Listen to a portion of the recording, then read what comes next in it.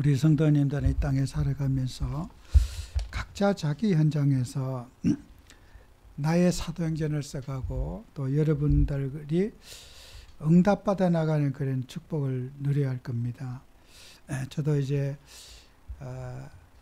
어제 저녁에도 많은 묵상이 되더라고요. 고인이 되신 우리 윤석자 집사님 이제 살아계실 때 장례식을 한 2년간 준비 기도를 하고 또 준비를 했었습니다. 그래서 가족에 대해서 또 집사님도 우리 가족 모두가 이 복음 들었으면 좋겠다. 3대째 예수를 믿는 집안이지만 이 복음을 다 듣게 했으면 좋겠다고 집사님이 그러시고, 그래서 이제 정말 수없는 그런 이제 저에게 부탁을 했지요. 목사님이 장례식을 꼭 해주시고 또 가족들 신상들 다 적어서 저에게 기도 제목을 주시고, 또 본인이 또 연락을 해서 가족들에게 이렇게 사정을 얘기하고, 그래 이제 여동생이 이제 한 분이 교회 권사님이시고 또 남동생이 또 이제 장로님이고, 그런데 이제 여동생분이 이제 아주 전도에 대한 사명자 권사님이셔요. 광주의 큰 교회에 아주 전도 대장이시더라고요.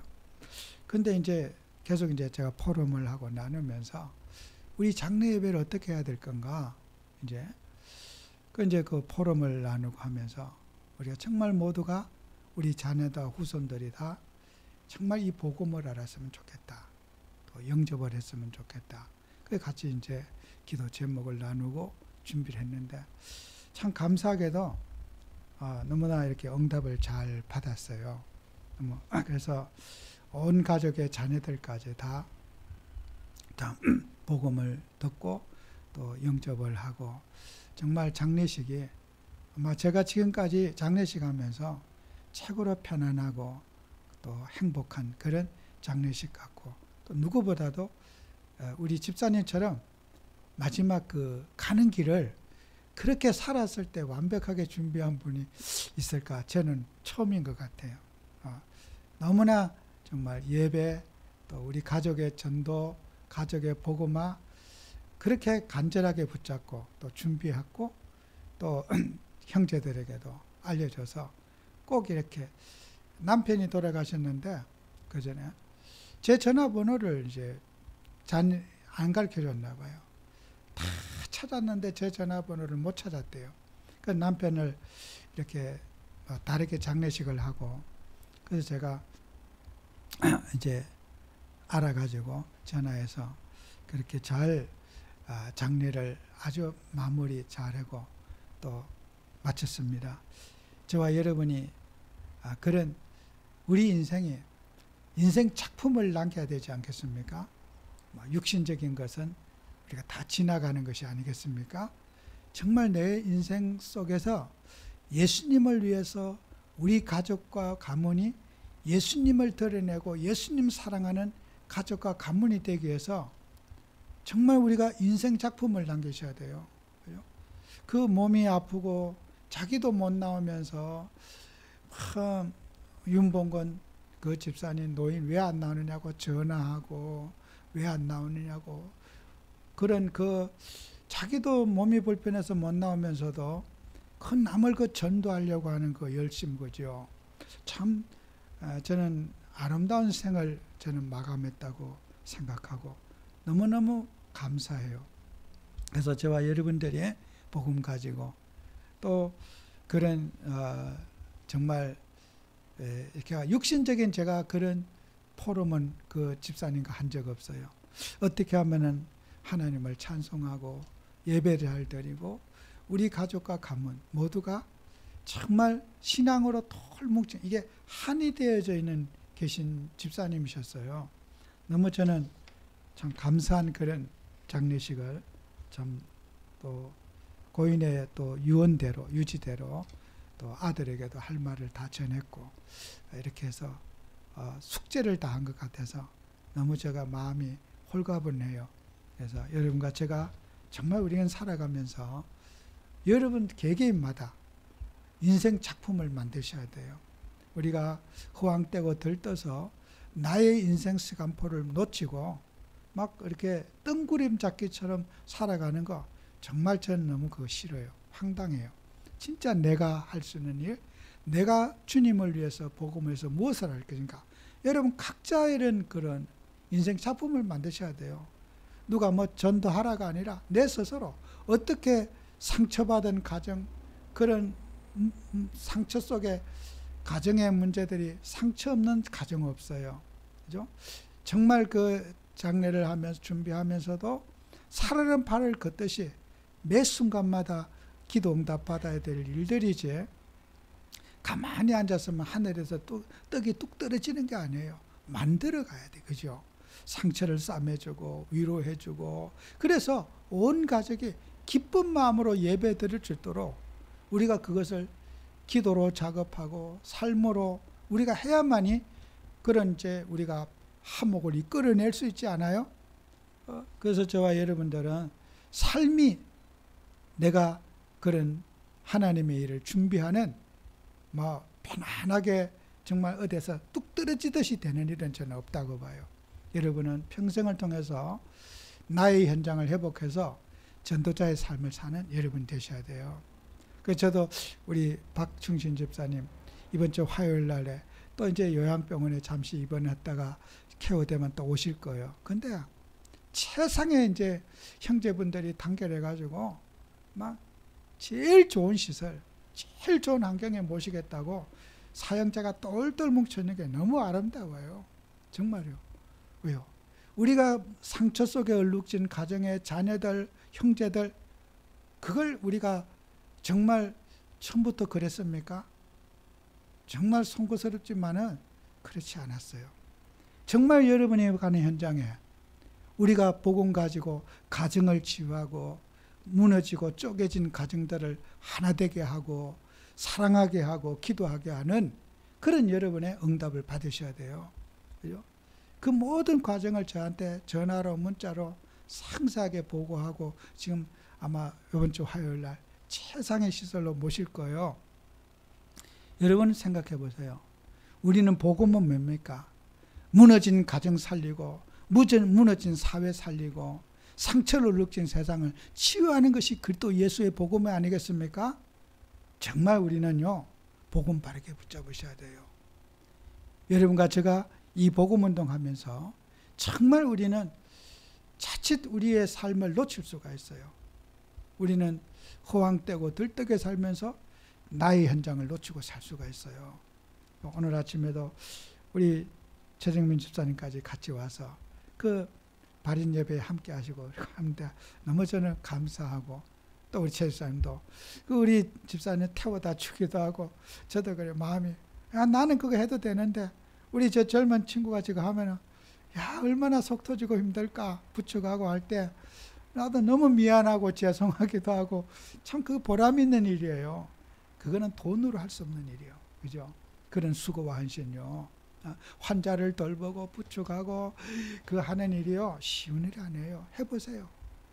저는 너무 감사하고, 그런 평생을 두고 그런 수고하고 헌신의 것들은 하나님이 여러분에게 다 보상해 주실 거예요. 살아서 보상받고 죽어서도 보상받아요. 그래서 여러분과 저는 소중한 일에 함께 할 수 있는 여러분 되시기를 축원합니다. 그래서 정말 우리는 세상 것 쳐다보지 말고 주님 사랑하고 인정해주도 못 되겠다. 나의 현장을 살리고 내가 만난 사람, 나의 가정, 나의 인생 소중하지 않은 것이 하나도 없습니다. 맨날 남의 것 쳐다보고 부러워하지 말고 내 현장을 회복해서 정말 인생 작품을 만드시는 우리 귀한 성도님들 되시기 바라고, 또 제가 고인을 생각하면서 너무 감사한 게 그거예요. 너무나 정말 그런 예수 안 믿는 남편을 통해서 핍박과 어려움 속에 살면서 인생의 마무리를 너무나 아름답게 해주신 게 저는 감사하고, 또 그런 그래서 제가 감사해서 이런 광고 겸 말씀을 여러분 드렸습니다. 그래서 오늘 우리 말씀 제목에 신비주의에 대한 대처라고 그랬어요. 우리가 하나님이 신비하신 하나님이시거든요. 그렇기 때문에 신비라는 단어는 우리가 그것은 아주 중요한 단어예요. 여러분, 신비하신 하나님을 믿어야 돼요. 그죠? 하나님은 인간의 이성과 과학과 이론에 맞지 않고 우리가 경험하지 못한 신비하신 하나님이에요. 그러니까 우리가 신비한 생각을 가진다는 것은, 체험받기를 원하고 우리가 기적을 바라는 것은, 그것은 잘못된 게 아니에요. 여러분이 어떤 기적을 바라고 기적을 놓고 기도하는 것은, 그것은 하나님 믿는 사람이 당연히 해야 할 일이에요. 불가능에 도전하고 또 우리가 할 수 없는 일을 주님 앞에 예수 이름으로 기도할 때 그 신비하신 하나님이 역사에서 여러분의 인생의 문제를 기적을 베풀어서 해결해 주시는 것, 그게 기독교 하나님의 본질이에요. 하나님은 살아계신 하나님이시고 창조시기 때문에 주님은 신비하게 여러분에게 역사하기를 원하시는 거예요. 그래서 우리는 사람들은 신비라는 단어를 제약시해서는 절대로 안 돼요. 신비를 붙잡으시고 신비하신 하나님을 경험하셔야 되고 기적의 하나님을 체험하셔야 되고 시공간을 초월해서 역사하시는 전능자의 능력을 여러분이 체험하는 축복을 받으셔야 돼요. 그죠? 그게 우리 기독교 신앙의 핵심은, 신비를 빼놓으면 기독교 신앙이 될 수가 없어요. 진짜 바리새의 신앙은 뭐 맨날 연구하고 따지고 뭐 그런 거잖아요. 신비는 뭐예요?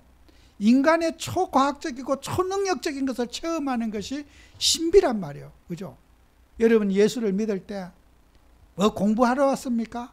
하나님의 은혜를 체험하고 하나님의 능력을 체험하고 하나님이 하시는 일, 축복을 우리가 체험하는 게 그 예수 믿는 거 아니겠습니까? 그래서 신비를 우리가 정죄해서는 안 되는 거예요. 그런 신비한 체험을 받고자 하는 그 마음을 우리가 존중해 줘야 되는 거지, 그 기적을 바라는 마음에 찬물을 끼얹어서는 안 된다는 거예요. 성경에 누가복음 23장 8절에 보면은 예수님께 제일 예수님을 만나고 싶어 하는 사람 한 사람이 있었어요. 그 사람이 누구냐? 헤롯 왕이었어요. 헤롯이 예수님을 얼마나 보고 싶었는지, 왜 보고 싶었을까요? 구원받으려고? 아니에요. 예수님이 행하시는 그 신비한 능력 보고 싶은 거예요. 세상의 영화에도 연극에도 나오지 않는 예수님의 그 물 위로 걸어 올라가시고 많은 군중들에게 기도해서 축사해서 밥을 먹이시고 정말 만능 능력을 가진 그 예수를 헤롯은 만나고 싶었어요. 나도 그 능력이 있으면은 이 왕은요 죽을 때까지 유지할 수가 있고, 아이 헤롯이 예수님이 행하신 그 능력이 있어 보세요. 뭐 왕권을 유지하는데 문제도 없을 것이고 백성들을 완전히 잘 다스릴 수 있었을 거예요. 누구보다 헤롯은 어떻게 해요? 예수님을 만나서 내 그 능력 좀, 예수님이 하는 능력 좀 전수받아서 왕의 역할을 제대로 한번 감당해보자. 그래서 예수님을 누가복음 23장 8절에 헤롯이 예수를 보고 매우 기뻐하니 이는 그의 소문을 들었으므로 보고자 한 지 오래였고 또한 오랫동안 사모했다는 거예요. 또한 무엇이나 이적 행하심을 볼까 바랐던 연고이라더라. 여러분요, 헤롯이 예수님이 행하신 그 기적을 나도 보고 체험하기를 원하는 거예요. 그죠? 여러분, 우리가 예수님을 믿을 때 체험하고자 하는 그 마음, 얼마나 그게 갑니까? 그래서 여러분, 히브리서 11장 1절 2절에도 보면 이런 말 있잖아요. 믿음은 바라는 것들의 실상이요 보이지 않은 증거니 선진들이 이로써 증거를 얻으느냐. 우리 증거가 있어야 됩니다. 예수의 신비를 경험한 증거가 있어야 되지 않겠습니까? 예수님이 사람이 아니고 하나님으로서 나의 인생에 함께하는 증거가 믿음으로서 있어야 된다고 히브리서 11장 1절 2절에 분명히 말하고 있지 않습니까? 체험적 신앙을 가져야 됩니다. 여러분과 제가 뭘 가져야 됩니까? 말씀을 통해서 예수를 체험하는 우리 성도님들 되셔야 돼요. 그래서 우리가 지금 사람들이 히브리서 4장 12절인데 하나님의 말씀은 살아있고, 그죠? 살아있는 말씀을 체험해보라는 거 아니겠어요? 헤롯이 예수님을 만날 때 그 체험이, 헤롯과 같은 사람이 여러분을 찾아왔다 칩시다. 예수님을 체험하게 만들어야 되는 거예요. 헤롯이. 지금 많은 사람들이 체험받기를 원해. 야, 그래, 내가 체험시켜 줄게. 예수님이 살아있다는 걸 체험시켜 줄게. 확신이 있어야 되지 않겠습니까? 만날 때. 예수님 계셔? 물으면, 그래, 계셔. 내가 너 나하고 예배 드려봐. 예수님이 너에게, 당신에게 살아있음을 내가 체험시켜 줄게. 확신이 있어야 될 거 아니에요? 내기하자. 내가 당신과 나하고 앞으로 예배 드리면서 어떤 분이 그랬다. 10주만 교회 다녀봐. 그때까지 내가 예수를 당신에게 체험 못 시키면은 그때 내가 변상해 줄게. 일당으로. 그래서 교회 될 것 같다는 거예요. 남편에게. 9주까지도 체험을 못 받았더라고요. 그 10주차 딱 되는 날 남편이 뭐라고 했어요? 이제 오늘 계산하고 그만 다닐 거지. 그러니까 남편이 아니래, 다녀야 되겠다는 거예요. 여러분요, 확신 있습니까? 예수님을 체험해야 되거든요. 그 예수님 체험시켜야 되는 거예요. 우리가 정말요, 교회는요, 예수를 체험해야지 그때부터 신앙은 되어지는 거 아닙니까? 남편이 아이 그만 다녀 그랬더니 그 아내가 그랬더니요, 그 남편이요, 무슨 뭐 교회를 다녔다 말다 하는 거냐고, 그 딱 소리 하느냐고 야단치더래요. 그만 다닐 때 안 되느냐고 그랬더니 하나님을 그런 식으로 믿느냐고 그러더래요. 오히려 아내를 야단 떠보려고 그랬더니 야단치더래요. 여러분요, 예수를 체험해야 돼요. 그죠? 하나님의 말씀은 살아있고 예수를 체험해야지 그때부터 신앙은 제 궤도에 올라가는 거 아니겠어요? 이거 뭐 교회 가라 마라 할 일입니까? 예수님 체험해야 되죠. 그래서 우리는 자나깨나 믿음의 대상이신 성삼위를 체험해야 돼요. 여러분, 예수만 체험하면 인생 모든 문제 다 끝나는 거예요. 그죠? 오늘 제가 발인 예배 때 잠깐 했어요. 어머니가 자식을 두고 거짓말 하겠느냐. 살아보니까 예수 외에는 다 가짜더라. 우리 아들 예수만 믿으면 인생 행복할 것 같은데 부모가 자식을 놓고 거짓말 하겠습니까? 유언을 할 때? 우리 아들에게 돈이 필요한데, 우리 아들에게 직장이 필요한데, 죽음 앞에 그게 필요한 게 아니고 우리 아들에게 예수가 필요한데 죽음 앞에 거짓말 하겠습니까? 장난치는 말 하겠습니까? 진심을 한 말이에요. 어머니같이 우리 아들 예수만 믿으면은 인생 행복할 텐데, 수많은 갈등, 문제, 상처, 예수만 있으면 인생 행복할 텐데 가장 소중한 말을 자식에게 하고 싶은 말이에요. 끝나니까 그 아들이 포옹하면서 목사님 명심하겠습니다. 너무 고맙더라고. 그죠? 여러분, 정말 하나님의 자녀들이 예수님을 체험하지 못하고 엉뚱한 체험하고 다른 체험하기 때문에 문제 오는 거예요. 여러분이 오늘 이 시간에 진짜 예배 후에 내가 천국 간다. 무슨 말을 남기고 싶습니까? 무슨 말을 내가 남기고 주님 앞에 가고 싶습니까? 그죠? 그 집사님의 고백처럼 내 소중한 하나뿐이면 아들, 외아들에게 예수만 있으면 될 텐데 그 유언을 남기고 여러분도 우리가 그 믿음의 유업을 이어가야 되는 거예요.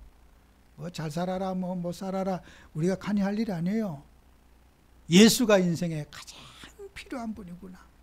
그분 없이는 인간이 행복할 수 없구나 하는 결론이 나져야 된다는 거 아니겠어요?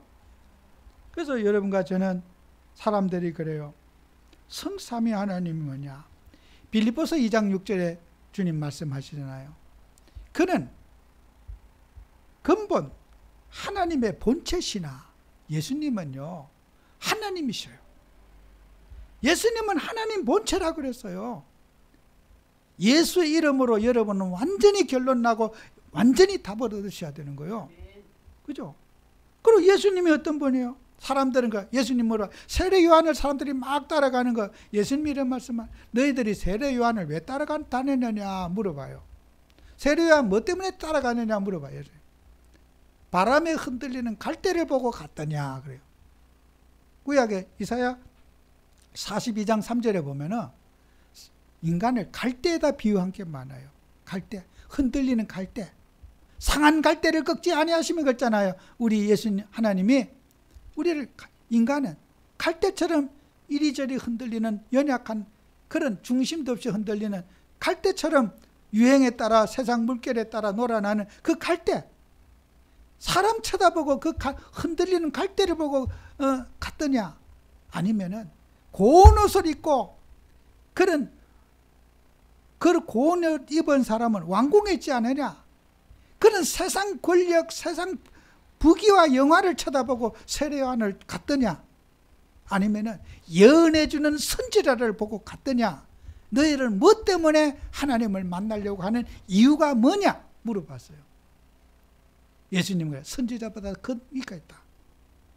바로 예수 그리스도가 인생에 갈대 같은 인생을 의지하고 상처받은 영혼들 돌아다니고, 그죠? 사람 쳐다보고 사람들 가잖아요. 누구를 보고 갔더냐는 거예요. 우리가 지금 예수를 믿는데 사람 쳐다보고 예수 믿느냐는 거예요. 예수님이 세례 요한을 따르는 사람들에게 예수님이 질문한 내용이에요. 오늘 우리는 무엇 때문에 예수를 믿습니까? 우리 자신에게 정말 냉정한 질문을 우리 스스로 해봐야 되지 않을까? 나는 무엇 때문에 예수를 믿고 있는지, 그죠?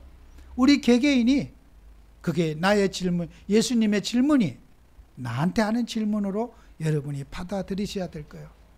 나는 진정으로 어떤 목적으로 예수를 믿고 있는지, 혹시라도 무슨 사람을 쫓아서 부귀와 영화를 화려한 것을 바라보고 혹시 내가 예수를 믿고 있지 않는지, 미래가 답답해서 예언이나 받으려고 내가 그런 예수를 믿고 있지는 않는지, 우리 주님의 질문이 나를 향한 질문이 돼야 될 줄로 믿습니다.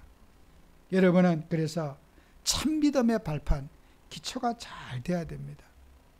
우리 믿음의 목적이 뭡니까? 베드로서 1장 9절에 믿음의 결국 곧 영혼 구원을 받음이라 그랬습니다. 우리가 체험 신앙을 여러분이 가지고 있잖아요. 사람들은 이 체험 신앙이 우리가 위험한 요소들이 많이 있어요. 여러분, 이 세상 사람들이요, 누가 병 고쳤다, 어디 가서 부자 됐다, 뭐 했다 하면요, 세상 사람들은 그런 미신적인 생각을 많이 해요. 예수님 시대 때도 그랬어요. 마태복음 8장 5절에서 10절에 보면은 예수님께서 백부장이 이제 있는데, 그 백부장이 이제 하인이 중풍병에 걸렸어요. 그래서 예수님께 찾아갔어요. 예수님, 제 집에 하인이 병들었으니까 고쳐주세요 했더니, 예수님이 그래 오케이 하면서 가겠다 그랬어요. 그랬더니 이 백부장이 하는 말이, 오실 건 없습니다. 저도 제 밑에 수하에 사람들이 있는데, 백부장이면은 군대의 고급 지휘관 아닙니까? 병사들에게 지시하고 또 지시하면 명령 듣고 하는데, 저 같은 사람도 지시받고 지시하는데 하나님이신 예수님이 오실 거는 뭐가 있습니까? 그냥 이 자리에서 말씀으로 명령해 주십시오. 그러니까요, 예수님이 깜짝 놀란 거예요. 제자들은 어떻게 했어요? 서로 높아지고 도토리 키재게 하고 시기 질투하고 누가 높아지느냐고 논쟁이나 하고, 또 자식을 데려와서 천국에 가면 우리 아들 예수님 오른편에 앉혀주세요, 출세 좀 시켜주세요, 청탁이나 하고, 아무리 가르쳐도 못 알아듣는 제자들이 있는데, 가족들이, 이 백부장은요, 세상에요, 군인인데 공무원인데 이 세상에 가실 건 뭐가 있습니까? 저도 사람들에게 시키지 않고 명령하면 다 듣는데 하나님인데 왜 명령을 못 하시겠습니까? 명령해 주세요. 말씀으로 이 자리에서 그냥 치료해 주세요. 예수님이, 세상에 내가 이렇게 믿음 좋은 사람은 내가 만나본 적이 없다는 거예요. 예수님 말씀이요. 정말 예수님의 극진한 칭찬을 받은 그 신앙이 백부장의 믿음이었어요. 우리가 이런 칭찬 받아야 되지 않겠습니까? 오늘도 시 공간을 초월해서 역사하시는 주님, 우리의 이성과 과학으로 되지 않는 문제들, 주님이 말씀만 해주십시오. 주님이 명령만 해주십시오. 주님의 뜻이 나타나게 해주십시오. 주님의 이름을 부르는 백부장과 같은 그런 믿음이 오늘 우리에게 회복돼야 될 겁니다. 그죠? 우리 예수님이 칭찬한 그 믿음, 우리도 눈에 보이지 않고 인간의 머리와 이성으로 가능하지 않지만 주님이 역사하시면, 주님이 이 시간에 말씀하시면 됩니다. 그죠? 저도 그런 기도해요. 우리 아들에게도 그래요. 하나님, 상처 속에 장례식에 안 오려고 그러는데요, 알아서 하든지 마음대로 하라고. 저는 잠잘 거래요. 그러죠. 자고 안 갈 거래요. 하나님, 주님이 말씀해 주세요. 저는 설득할 수 없고 주님이 말씀해 주세요. 그리고 이제 그 가족은 한 목사님 마음 풀리면 5점 전화해 주세요 하는데 제가 한 10시쯤에 전화했어요. 전화를 얼마나 따뜻하게 받는지요. 목사님, 제가 조금만 자고 제가 7시쯤에 가도록 하겠습니다. 그러는 주님이 말씀을 이미 해주셨구나. 얼마나 감사해요. 그죠? 여러분요, 어떤 상황에 어떤 그런 여러분, 주님이 한 번만 말씀해 주시면 마음을 싹 그냥 눈 녹듯이 싹 녹아버려요. 조금 전에 있던 그 분노와 감정 있잖아요. 막 가족들 얼마나 하는데 막 불안해갖고 막 이제 큰일 났다 이거요. 이제 전화도 못 하겠다 이거요. 여러분 보세요. 하나님이 말씀하시면은요, 그걸 싹 그냥 막 온열에 눈 녹듯이 감정이 다 없어져 버려요. 여러분, 그런 간절한 기도 해봤습니까? 감정이 있는 곳에, 갈등이 있는 곳에, 불안이 있는 곳에 주님이 저 심령 속에 주님이 말씀해 주세요. 내가 가서 말하면요 더 커져. 그냥 우리 주님이 사람의 마음에 찾아가셔가지고 싹 녹아주셔야 되지 않겠습니까? 우리 전사님도 모두 가보시면 이렇게 참 좋으냐고 그런 말씀을 난 너무 감사했어요. 하나님이 이렇게 성령이 그런 파도를 잠잠하게 해주시고 시공간을 초월해서 역사하신 주님이 말씀하시면요, 풍랑과 파도도 잠잠하게 되는 거예요. 여러분 인생에 그런 환경은 없습니까? 그죠? 우리 주님의 이름을 부르는 곳에는 풍랑도 파도도 잠잠해지게 돼 있어요. 반드시 언약으로 붙잡고 여러분은 불평하지 말고 원망하지 말고 그 풍랑을 잠잠케 하는 능력을 회복하는 여러분 한 주가 돼야 될 겁니다. 그죠? 남이 보는 거는 뭐 쉽게 보이죠. 아이고, 저 집은 원래 저렇지. 원래 그런 집 없어요. 믿음의 사람, 기도의 사람으로 그 파도를 잠잠케 만들어야 돼요. 네, 권사님 어떤 말씀도 하지 말아주세요. 내가 가서 바로 부탁했어요. 어떤 말씀도 하지 말, 가만히 그냥 기도만 하시더라고. 안 하더라고. 얼마나 감사해요. 여러분이 정말 복음 가진 하나님 자녀가 그런 분쟁과 갈등의 현장에 주님이 한마디만 해주시면 되는데, 사람이 하지 말고 우리 예수님이 한마디만 해주시면 되는 거예요. 그죠? 백부장이 지시했듯이 백부장이죠. 주님의 말씀이면 됩니다. 이 결론이 아니에요. 그죠? 예수님이 괜히 칭찬했습니까? 예수님이 진짜 입서비서한 겁니까? 이 믿음을 진짜 본받으라고 주님이 백부장을 이렇게 칭찬하신 겁니다. 우리도 그 믿음 가지라고. 주님의 말씀이 여러분에게 임하시고 그 주님이 여러분의 가정의 자녀들에게 말씀하시고 환경에 주님이 말씀하셔서 여러분의 삶이 행복해지시기 바라요. 그렇죠? 그래서 우리는 사람들이 살아가면서 그런, 자, 마지막 결론이에요. 기복신앙과 우리는 이 샤머니즘 사람들 다 있어요. 미신적인 생각하고 그거 우리 탓하지 마세요. 어떤 사람은 저기 가면은 명당이고 뭐가 좋다. 사람들은 그 의식 속에 있어요. 예수님 시대 때도 그랬어요. 미신을 지키는 사람에게 예수님은 그들에게 찾아가셨어요. 성경 말씀에 요한복음 5장 1절에 9절에 보면은 베데스다 연못이라고 하는 게 있어요. 제가 하나님 말씀을 이렇게 보니까 어때 예전에 베데스다 기도원이라고 있어요. 많아요. 한국에 간판이. 제가 성경을 자세히 보다 보니까 진짜 아무리 이름 지을 것이 없지만 베데스다 연못을 이름을 기도원을 짓느냐. 이 베데스다이라는 뜻은 그 연못이 그 물이 비가 많이 오면 물이 고였다가 비가 안 오면 물이 쑥 빠져나가요. 그 이제 화산암 지대에 물이 고이지 않아요. 빨리 들어가는 사람은 낫게 되더라 그랬어. 근데 그 전설 따라 그 미신 따라 모인 그 장소에 중풍병자가 38년 동안 누워 있는 거야. 나를 여기 던져 넣어줄 사람이 없습니다. 동작 빠른 사람 다 들어가고 물 다 빠지고 항상 나 여기 누워 있습니다. 나를 좀 던져 넣어달라고. 예수님이 중풍병자의 침상을 들고 걸어가 버렸어요.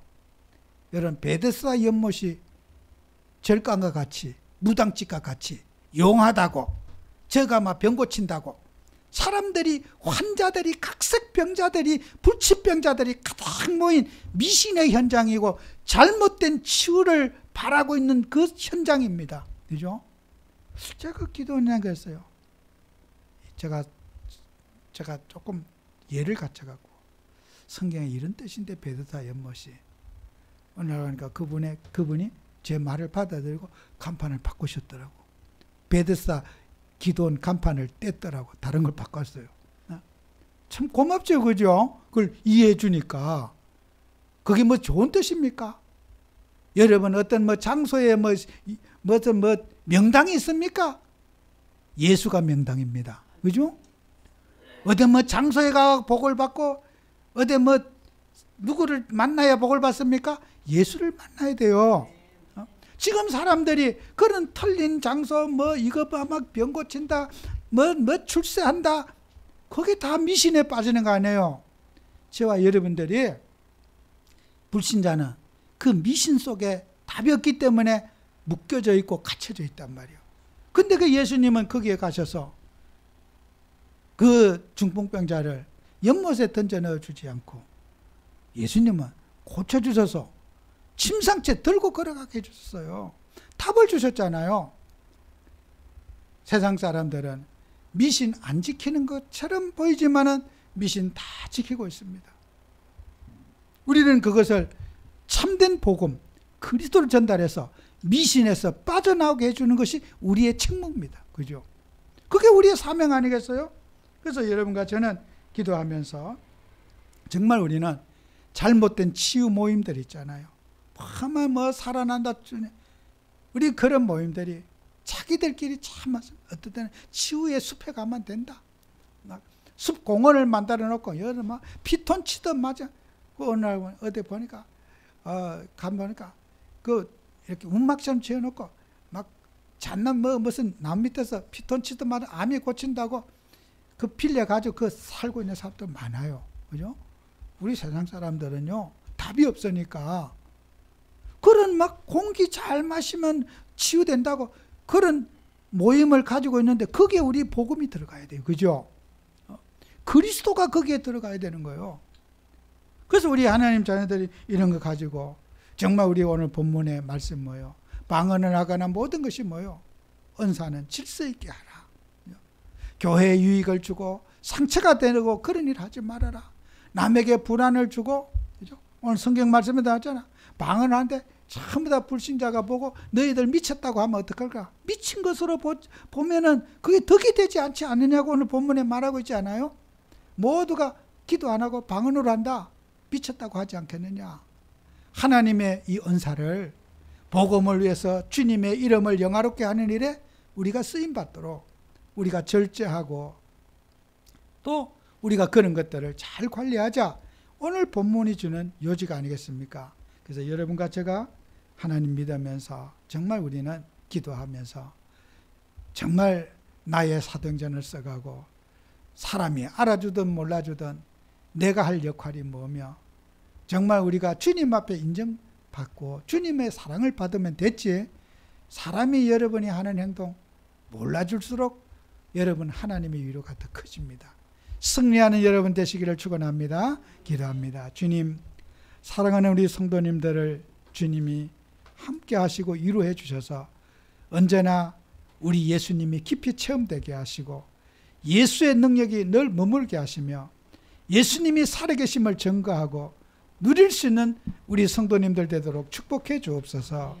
예수님 이름으로 기도합니다. 아멘.